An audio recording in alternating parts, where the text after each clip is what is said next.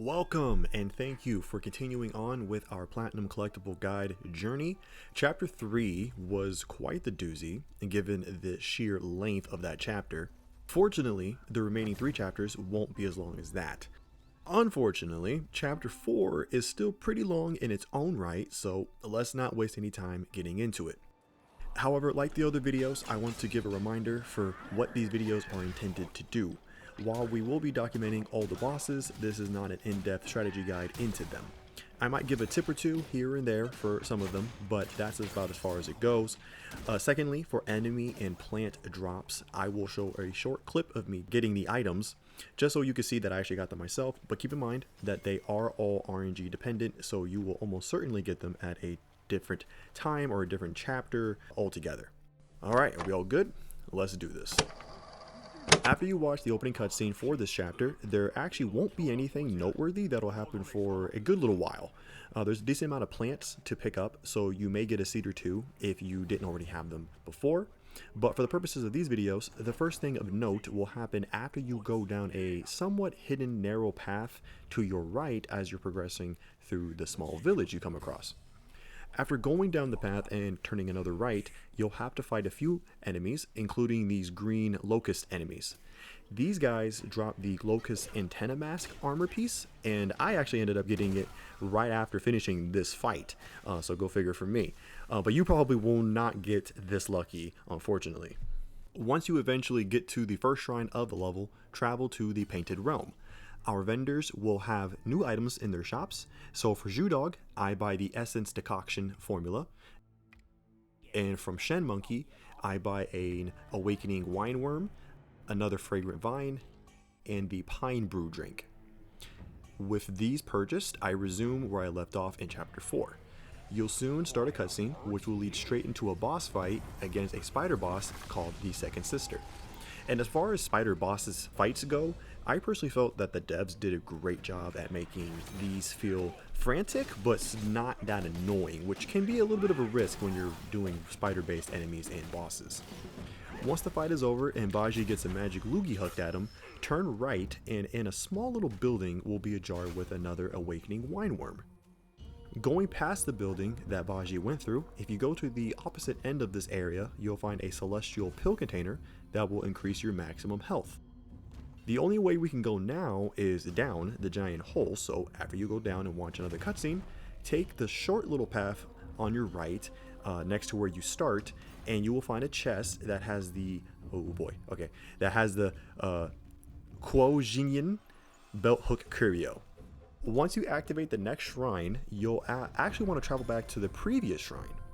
Go back to the area where you fought the Second Sister, and you'll find a lone lantern holder enemy who happens to be the spirit version. After you beat it and take its spirit, you can travel back to the shrine inside the giant cave.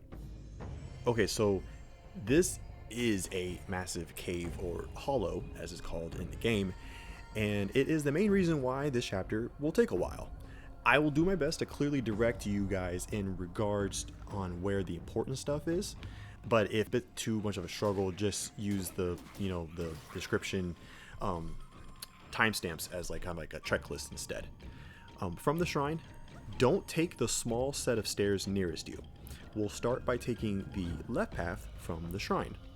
After making your way up a little ways, you'll pass through a short wooden frame that has a small container on the opposite side. This will contain the Goji Shoots Soak. From here, you can feel free to explore the rest of this little spot, as it's not very long, but that's actually the only thing of importance on this side. Now we can take the steps that were next to the shrine, as this is the start of the main path. You might see a couple platforms that lead to a lower area as you fight a few enemies. Ignore that for now, but we will end up going down there later, so don't worry. As you continue to fight more enemies on the upper platform, you might end up picking up a curio called Spine in the Sack. You get these from destroying all of these cocoons that you see along your way, and they're quite easy to get, and you'll actually likely end up getting more than one if you like to destroy everything in your path. As you keep pressing on, you should see a right side path that you can go down. You will find a lone enemy by themselves. This is another spirit enemy, this time for the Beetle Captain. When you finish fighting it, make sure to grab its spirit. Back on the path you were on previously, you'll come to what seems like a dead end. You actually will need to jump down to the platforms below to progress. You won't die from the falls, so don't worry about that. After falling down and activating the shrine in front of you, if you go straight ahead, you'll trigger a cutscene with a different sister who will tell you to go inside the roofless building for some goodies. This is not a lie for once, as inside will be a few chests for you to open. Of note, you'll get the Jiang River Goddess Gourd, the Purple Veined Peach Pit Soak, the Enhanced Ginseng Pellets Formula, and that's it. If you go forward a little bit more, you'll find a boss called the Elder Armorworm. When you kill it, instead of a spirit, you'll get the Proto Armorworm item, which we will deal with later. In relation to the item you just got, as you destroy more of these cocoons, you may also pick up an item called Rice Cocoons. You'll want to make sure you get 3 of these while you're in the hollow, so make sure you keep track of them. From here, continue on the main path, making sure to ignore the left side forks for now. But when you come across a cavern of large cocoons, there will be a path on the left that you do want to go through, and it may be hidden from view because of the cocoons, so destroy them so you can see the route. As a side note, you should just destroy these cocoons anyways, because even the ones that aren't enemies give you experience and will, so it's really just free XP, which is never a bad thing. Anyway, this left path will have another spirit enemy to fight, this time for the puppet spider. Be careful fighting it, as you'll probably aggro the lesser worm enemies that are nearby. After dealing with everybody here, keep on the main path until you get to the shrine at the end. Activate the shrine, but instead of going forward into the large pit ahead, we're going to backtrack to that fork we passed over earlier. Now we'll explore this area, but don't get too gung-ho, because you'll soon find a spirit version of the Scorpion Prince enemy, your strongest spirit enemy to date, by a mile. Even the regular versions of these guys can be a bit of a hassle, so don't get too cocky with fighting this guy. But after you kill it and take its spirit, make sure to grab the fragrant vine that it was guarding. In one of the nearby huts, you'll find a small container that will have the Mirage Pill formula inside of it. Go up the stairs, and inside of another hut, you should find the worry-free brew drink to grab. You should also see a strange statue nearby with some purple particles around it. Approaching it will trigger a cutscene with the sister we saw from earlier. After she leaves, you'll want to remove the talisman that is on it.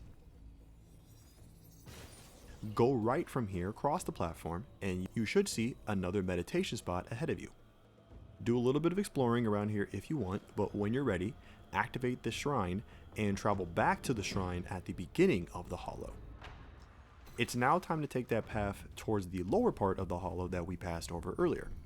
When you get down there, not much is going to happen for quite a while. There's going to be a lot of cocoons to get past or beat up or whatever you want to do. But just to be warned, there will be another Scorpion Prince enemy to fight, albeit not a spirit version. But once you get past everything and get to a somewhat large pond, you will find another meditation spot to use. After resting, activate the nearby shrine, and then proceed through the cavern on the right past a bunch of cocoons. On the other side, you'll find an extra large cocoon that will actually be a boss called Odd Cocoon. After dealing enough damage, the real boss will come out of it, and he's called the Venom Daoist. This guy is both very important and very annoying. He drops an armor piece that we need, but only if you knock off 4 of his back arms before the fight ends. So you'll have to bait out a certain attack so that you can hit his back enough to knock off an arm. You can only knock off 1 at a time, and every time that happens, a good chunk of his health will come off. So you have to be careful not to do too much damage in between knocking off his arms. If you don't think you're gonna be able to make it, just die while fighting him, and you can just do it again. But when you do knock off the forearms and then beat him, you'll be rewarded with the Venomous Arm Guard armor piece. After finishing that up, travel to the middle hollow shrine and then go into the large pit we saw before to start the next boss fight against the Centipede Guai.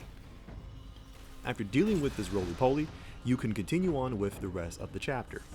Fortunately, we're done with the confusing part of the hollow, so everything from here on out should be more straightforward. Soon after this, you'll see another large cocoon. Hit it a couple times and it'll actually be our horse friend NPC who will burst out of it. With him now released, we can talk to him, so make sure that you do and exhaust his dialogue. As you continue on, you'll eventually find another statue with a talisman to remove, so make sure you do so. After activating the next shrine, you'll need to go into a narrow cave. As you approach this suspiciously placed mirror, a boss fight will start against Buddha's right hand. Strange boss names aside, after you defeat it and watch the cutscene that will come after, you'll get the past echo item that will play a part later in the chapter. Immediately after you cross the makeshift bridge from the boss, turn left and go up some rocks to find the celestial pill that'll increase your max mana. Alright, so from here, as you continue on, you should see a lone bridge that you can cross. It isn't on the main path, so if you think you missed it, turn back until you find it, as this video will be going down that path first.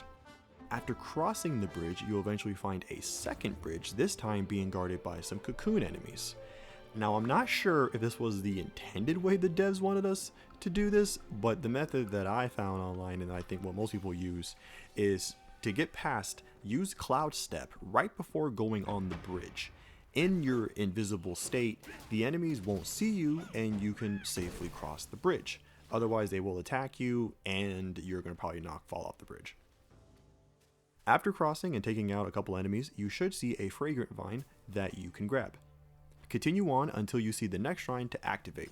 From the shrine, you might want to go on the right path, but I encourage you to stop and take a look over yonder. Can you make out that figure standing next to the pagoda? Yeah? Well, that guy is going to eat you alive and take all your lunch money while he's at it. You don't want anything to do with him right now, so we are going to come back to him later. Or maybe you do. I don't know. I'm not your mom. You do you, but I am coming back to him later. Continuing on the left side from the shrine, you'll soon enter another cave. Stay left and then go up a hill a little bit and you will find another statue with a talisman. Once you remove it, you can go back to the mouth of the cave and take the right side. You'll see a trio of puppet tick enemies, with one of them being a spirit version. These guys aren't as dangerous as other enemies, so even as a little gank fight there, it won't be too bad for you.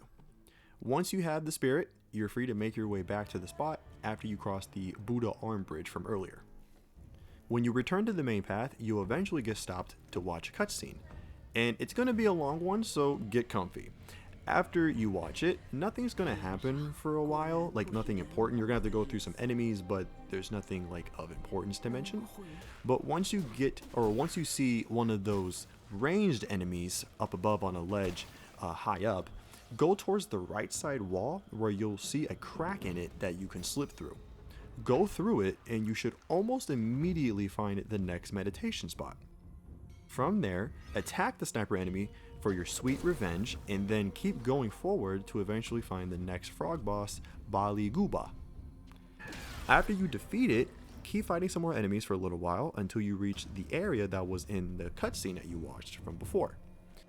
Zhu Bajie will come out, and given that he's still under the Spider Lady spell, you're gonna have to fight him. But despite him getting bigger for the occasion, he's almost laughably easy here. You will actually be surprised by how much damage you can do to him in this fight, so it will not take very long to win. Once you do, he'll fly away, so we're going to have to give chase. After you get to where Bajie fled to, you will resume your fight with him. Time for round 2, Electric Boogaloo. For this fight, you're going to be in the mud, which sucks for you, but is great for him. Your movement will be reduced and your dodge capabilities will suffer too. On top of that, Bajie will have a second form here in this fight where he'll transform into a giant boar, so have fun with that. When you do eventually beat him and watch the cutscene that will follow, you'll get the blood-stained needle key item as well as the Jade Moon Rabbit curio. The stained needle will be, you can't particularly use it yourself, but it will come in handy later in the chapter. Once you rest at the next shrine, you'll be in a new area to get through. You should also see a large pond as well. Going to the end of this pond, you'll run into that weird monkey again, who will be sitting on a bust. After he flees like usual, approach the statue to grab the Skanda of Choice. At the next level of this area, and by level I mean like vertical, you will run into the Dragonfly Guai spirit enemy. While running in the lower area, you were probably getting hit by it, so now it's time for some payback. After killing it and grabbing its spirit, take care of the other enemies around the area and keep pressing forward until you get to the next shrine. After activating it, you'll have to watch another cutscene, and this will lead right into a boss fight against the Violet Spider. Humorously, if you're able to pay attention or have the English VO on, Bajie will start spouting out all types of nonsense about the Spider Queen and his relationship to her, but I wouldn't blame you if you missed it, given that you're trying not to die at all. Speaking of, after you defeat her and she runs away, you need to not try and die IRL, because you'll have to run away from a stampede of little spiders trying to get you. Just run forward, do not turn the camera behind you, and keep going until another cutscene triggers and you get brought up to a higher level to safety. As soon as you get control again, you'll see a Lugia vine that you can grab.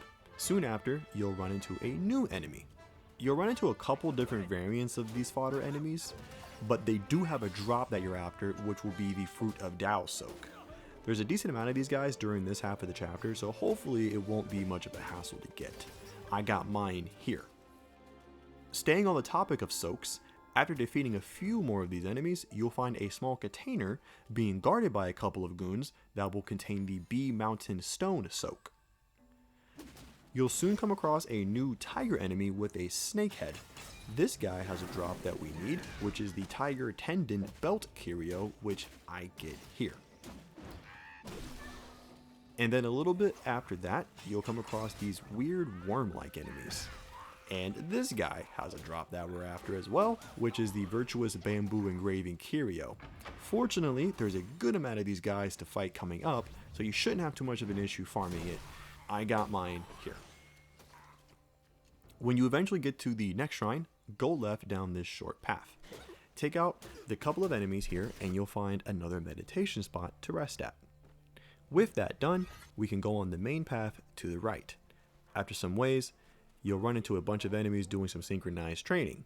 Unfortunately, you're going to have to interrupt yoga class as they're being led by the next boss to fight, the Beetle Commander. The boss himself isn't too hard, but if you don't take out the goons first, you're going to be in for a bad time. After defeating him and grabbing the spirit, go towards the awning that he was next to find a small container with the tablet of the Three Supremes Curio inside. After I get to the next shrine, I decide to travel to the Painted Realm at this point to start to deal with the Proto Armor Worm that we have. We want to give this to Chen Loong as he will cultivate it for us. We'll need to come back later though to do more with it. Also, I decided to harvest my plants while I was here. This was the first time that I personally did this, and upon doing so, I got the trophy Happy Harvest. But you may have already gotten this trophy earlier, and that's totally fine. Back at the shrine in chapter 4 that I left off at, go forward past the archway and go towards the building on the right. After passing another archway, you'll be in a new little area with a bunch of these worm-like enemies to fight. While fighting them, you should see another meditation spot, so make sure to use it. After dealing with all of the worm enemies, you should see another tiger guy to take out. This one will be the spirit version. When you eventually take it out, make sure to grab his spirit and then go up the nearby stairs. At the top, you'll find the Gourd Master NPC just chilling, along with an awakening wineworm jar behind him. Make sure to exhaust all of the Gourd Master's dialogue and then grab the wineworm. And that will actually wrap up this little area, so make your way back to the main path and keep moving on for a little while. You will eventually get to a fork. Go to the left as we'll be going to the right in just a little bit. On the left, we'll get to the next shrine and technically be at the spot right before the end chapter boss, but we have some things to do before that. Instead of going towards the direction of the open field, which is where the boss is at, or final boss I should say, go directly ahead of you from the shrine until you see another talisman on a statue. After you remove it, some weird looking character will come down and a boss fight will start against the Supreme Commander. But don't get too comfy, as the fight will only go on for like a minute before it gets interrupted by some bird thing. After he's done talking, they'll both leave. Right ahead of you, there should be a celestial pill container with a pill to increase your maximum stamina. After you finish clearing this little area, we'll now take that right path at the fork that we passed over earlier. Go on this path until you get to the very end of it. If you happen to see a path leading down a hill, just don't go down there just yet. But at the end of the path, next to a building, you should see the Sunset of the Nine Skies drink.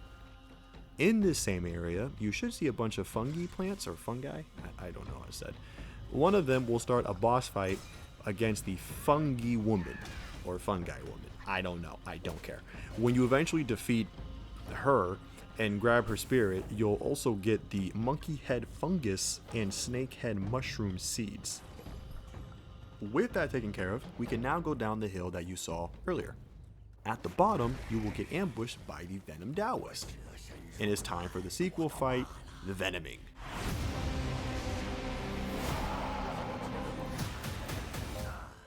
Now, with this fight, you want to be careful, just like with the previous one. You'll see that he has 2 more arms on his back. In this altercation, you can knock off those final 2 arms, and if you do, you'll get a short cutscene and have to fight him in his second phase.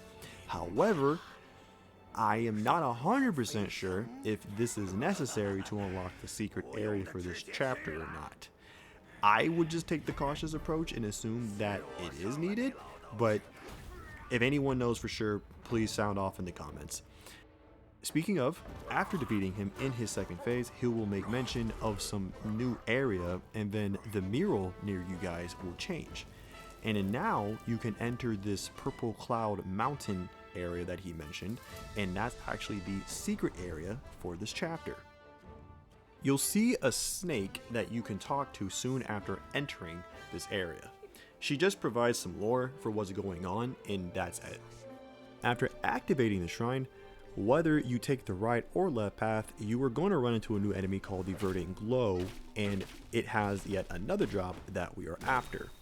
It is the Undying Vine Soak, and unfortunately, these enemies only show up in this area, so you may need to do some farming.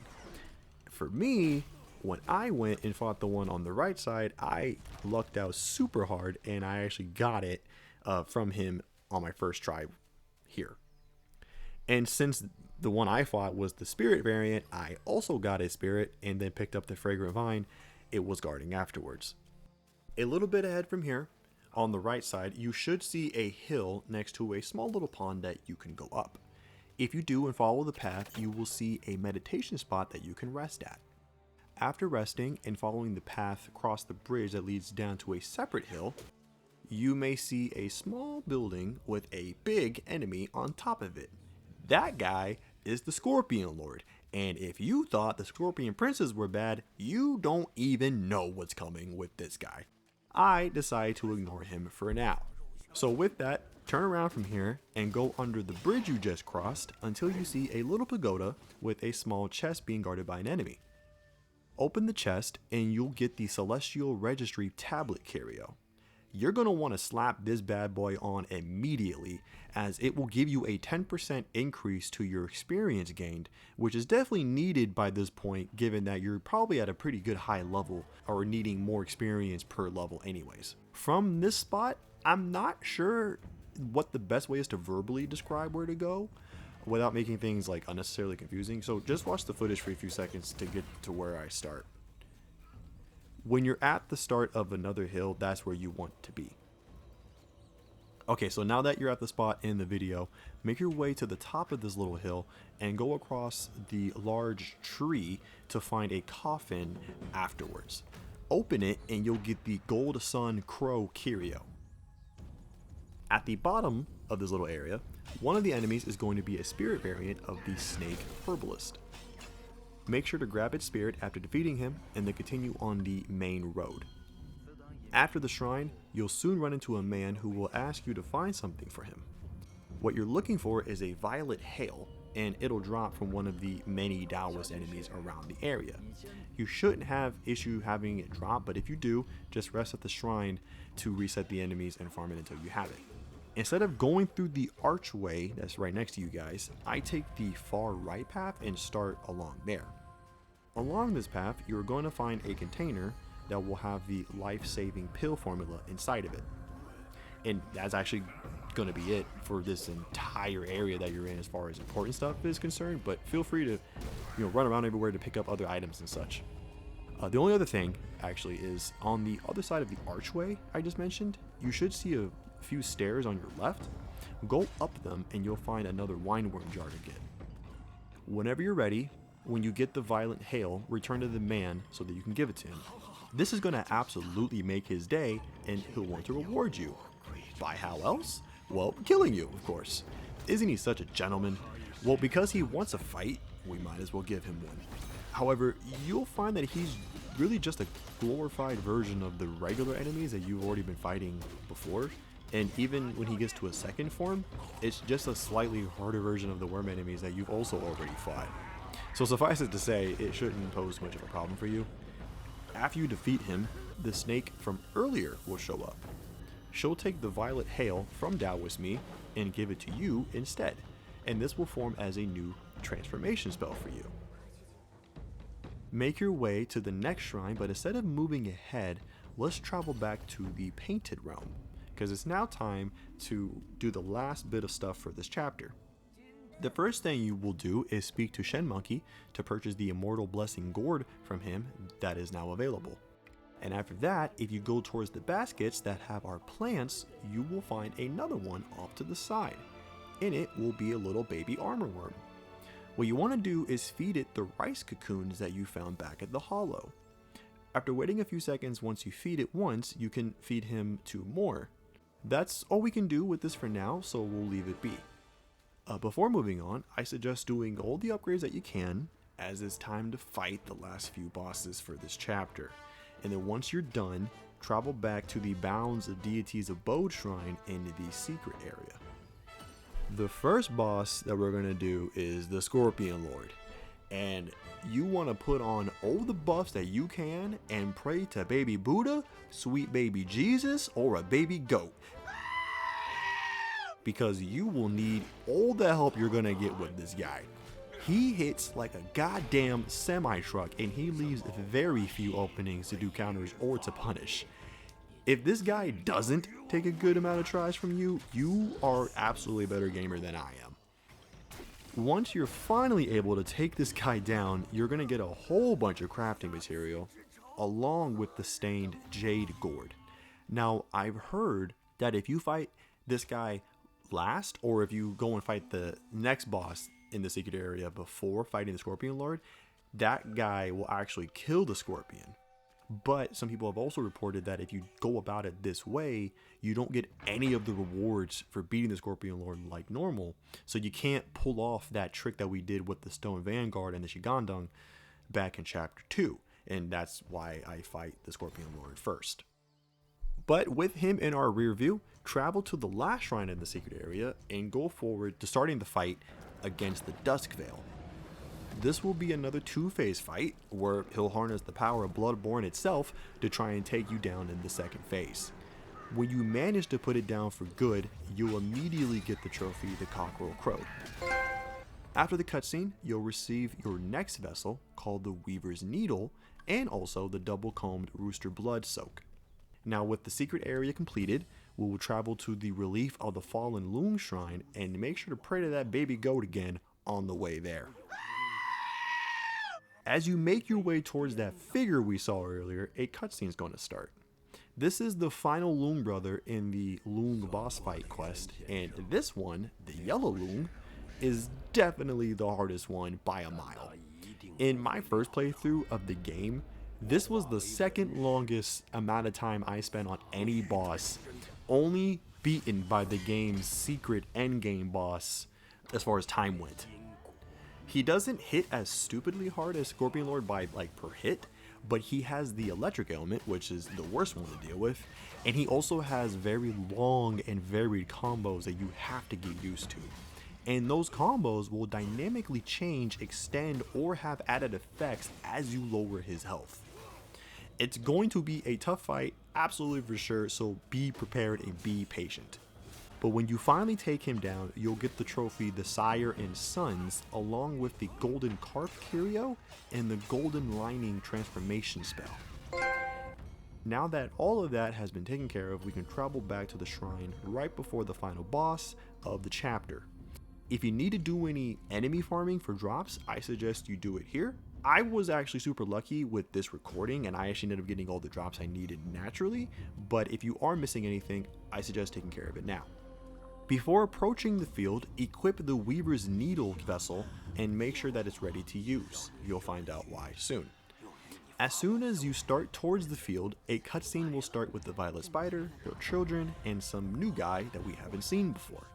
After the cutscene ends, we'll be thrown right into the middle of a fight between the sisters and the dude that we saw who was called the 100-Eyed Daoist Master. This is actually really cool, as he won't even intentionally attack you until all of the sisters go away, which is like a cinematic thing that will always happen, allowing you to get in all of the attacks that you want until then. When it becomes one-on-one, he'll start his second phase after some time, where a whole bunch of these glowing eyes will pop up. This is where you'll want to use the Weaver's Needle, as it will cancel the entire phase in a similar way to what happens against the final boss in Chapter 2. And this will make the fight infinitely easier to get through. Once you land the final blow on him, you will receive the trophy Behold the Betrayal. And after watching the ending cinematics, that'll close out the 4th chapter. Like I said at the start, while not as long as Chapter 3, it is still pretty damn long in its own right, and depending on how well you're able to navigate the hollow, it could have even taken longer for all I know. But they only get shorter from here, so that'll at least be good when it comes to following along with these videos. As always, I hope this was able to help you, and I thank you for watching. And with that, I will see you guys in Chapter 5.